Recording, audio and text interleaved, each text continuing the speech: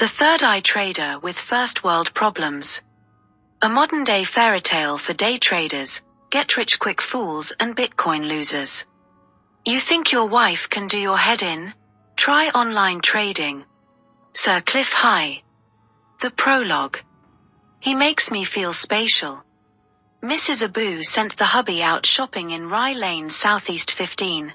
The wife handed him a piece of paper covered with her cryptic scribbles that only the Peckham Street traders would understand, not applicable for supermarkets or online shopping. This was easier because frankly Mr. Abu felt at the supermarket like an endangered species. Executing the shopping lists always gave Mr. Abu a ginormous fucking migraine, but he needs some air in his hair, so anyways. It's okay, get some distance, man. Walk away from the terminal before you do some irreparable damage to the portfolios. Fuck, I need head space. A rarag. As of this moment everything seemed fucked online. They have just phased out 3G and rolled out 6G, but it is in the clutches of the numerous glitches. Mr. Smith was not in the seventh heaven about the promised internet speed improvements. He wasn't thinking any faster, and the viruses acquired an almost unlimited quantum proliferation capabilities and commenced penetrating into the human zoo realm as something else. Fuck knows what was that something else, but the biological life, caught with pants down by surprise, wasn't able to keep up breeding extra brain cells to deal with the threat of the hitherto invisible enemy onslaught. The visions of something bigger fleshed out, persisted. Unusually for him, Mr. Abu was getting confused with his third eye gambling algorithm prophesies. Things with eyes and ears were slithering out from underneath the keys. And the wifey wanted shopping done right now, this minute. Mr. Abu popped one of the keyboard worms and another fizzy aspirin into his glass. The headache was immense, no way he could manage any troubleshooting in this state. But it's okay. Fuck it.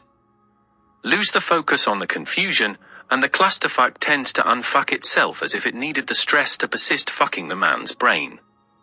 No stress then. Forget the money.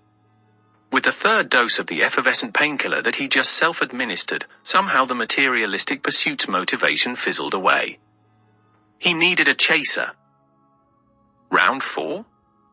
From the cellar, Mr. Abu opted for a glass of something dark, strong, and vintage, to confuse the system. Everyone is confused about Mr. Abu, including himself today, hence all the pills and screaming. And then the wifey. Honey, I'm out of blue cheese, kosher snails, and purple chanterelles for Hanukkah. The expression on his face was dark and stormy. Since when do we celebrate Hanukkah? He questioned his sanity, silently, and asked the wife to add these items to the already long list she handed him earlier on.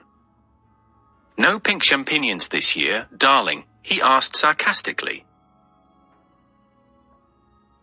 Oh yes, the finest rose-colored ones, please, honey, and make sure that the mycelium is attached. With or without the horse shit, dear?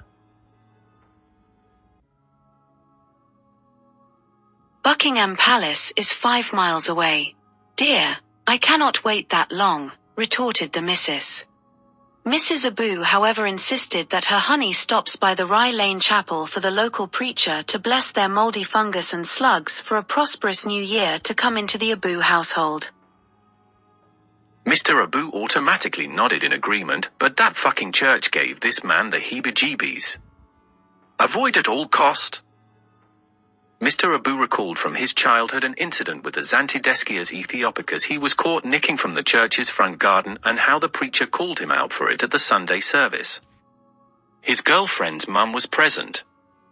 When she found out how he was dipping into her daughter's pocket money bank to fund his adolescent business schemes, the peace lilies were meant to pacify Mrs. Stravinsky.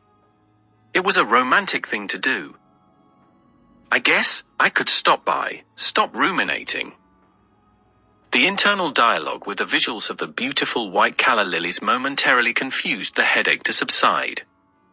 Mr. Abu enjoyed the dopamine rush then, and he will pick a few holy church flowers again, to replicate that innocent flower thief buzz.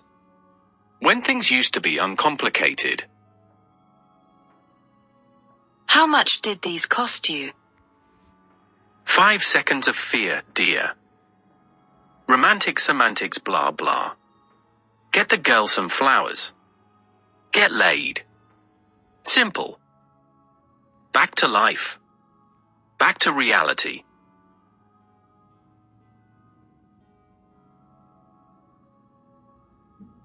Mr. Abu has only offered to fetch the shopping so he can get brownie points with his wife, score some street cred and, most importantly, obtain nonchalant access to the real-life street talk intel. These walks have ears, as well as mouths and business opportunities. Every high street trader is a mark, a lead, and a potential carrier of viral stocks for foreseeable futures, a real-life supermule in other words. They will happily mouth his mantras for him, especially the women. He was a skilled ladies' man. When it came to exploiting his erotic capital, a Buzzanaire Smith was a pro.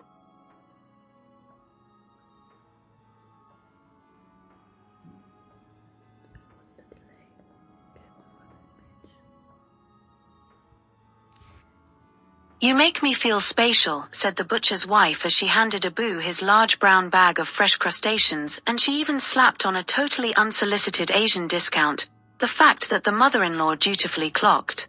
The cunning old witch watchdog, too observant. He almost threw a rogue snail at the old girl, when this odd-looking homeless creature poked an antenna out of the brown bag and gave Mr. Abu an evil eye. He knew, he was on to him. The naked fucking snail knew the score. Some unholy and housed space slug, shameless without a shell. Slag, even maybe, you wouldn't know. He or she. Abu was spaced out. The stakes were high. As high as Mr. Abu himself, stuffed full of headache pills. Sky high, spatial indeed, yet somewhat irritable. No shorting this shorty, he said to the butcher's old hag, and he handed to the said shorty a big note, then walked away, not asking for change. Big spender, thought the daughter-in-law, and pocketed the money, carefully avoiding the CCTV angle. She will make up the difference, slapping on the white tax onto the gentry. The gentrifiers from the shires hardly knew the value of things here. I'm a Caucasian. My daddy's daddy was a shameless slave owner. Please take my money, was heard everywhere here in SE15. Big spender indeed. The sluggy slag in the brown paper bag intuited that Mr. Abu is a Ukrainian arms dealer planning a fake alien invasion in Peckham. He wished to open an intergalactic casino in Rye Lane. The mothership is coming? Be careful what you wish for. The money keeps coming, everyone can see. A little green launderette was already preemptively registered in wife's name. The missus is, luckily, blissfully unaware. She will beat any lie detectors, but her always freshly manicured, soft and heavily bejeweled hands and salon-loved-up feet don't lie. Mr. Abu handed the bags of shopping to his wife for careful perusal.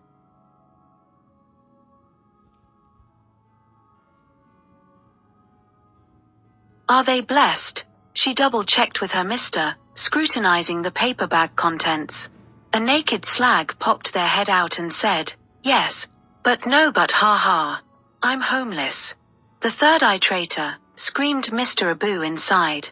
You're getting cooked first. In fact, you're sushi. The fucking hors d'oeuvre got the nerve to call me a liar.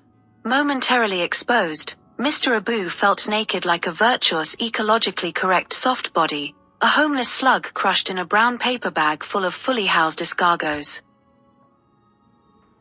You're standing out like a sore prick. Shut up, you fucking third-eye traitor, he hissed under his breath towards the naked psychic slug. This was an unexpected online virus manifestation fleshed out as a warning sign from gods perhaps. Thank you, universe. Father Rasklartskine ran out of holy water, honey. Also, this slug is as ugly as the back of my foot. The priest recoiled in disgust, dear, awkwardly excused himself Mr. Abu to his wife. Abu, You're hurting his feelings, the wife cried. Misplaced maternal instincts, the naked homeless slug plotted to cash in on those and bank another day of its miserable life in England. Not too ugly to eat, with ample dressing and garnish that is, it will be good, mused Mr. Abu. Anyhow, life is good. It's all good, the trade volumes are high. It is time to diversify the enterprise in real life and back up your backup, thought Mr. Abu. On the surface life is getting kinda too good though. Hence the intergalactic casino idea to lose some money in style, the concept is fashionable. On the casino's grand opening night the cheeky monkey is staging a massive publicity stunt in its shifty. And it's so easy, the illegal aliens are happily staffing the little green laundrette already. Boys and girls, eyeliner, high heels, short skirts, precaution, no pockets. New uniforms for the little thieves. Just kit them out in something fetching, rebrand the little underaged laundry day wage fuckers, and pay them double to work the floor at the intergalactic casino by night. What is double times nothing? Mr. Abu asked his own reflection in the window. Out of the blue sky a plasma orb appeared, lowered itself towards the kitchen window, backed away an inch, and flashed green, giving Mr. Abu an evil eye. This was becoming a universal pattern. Fleshed out and bigger, an almost fake alien invasion.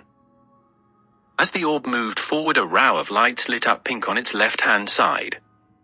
It hovered right there and activated the learning protocol. Mixed messages were phishing.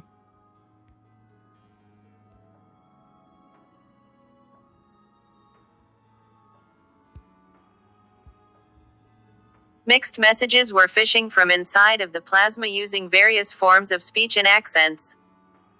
Season's greetings. Take me to your food source. Eat a local before he eats you. We come in peace. Where are the vegetables? Do tell. I'm all ears. What a fracking pistachio. Would you care for some Brussels sprouts? I would rather prefer the turkey sandwiches. I am homeless, said the naked slug in a very sad voice as the orb disintegrated into the thin air outside in the broad daylight. Foa, you really came out of your shell, you little naked cunt. Mr. Abu looked at the slug in disdain. The naked little cunt turned her back on him and lost itself in overpowering feeling of grief. The insensitive man will pay for that insult soon enough.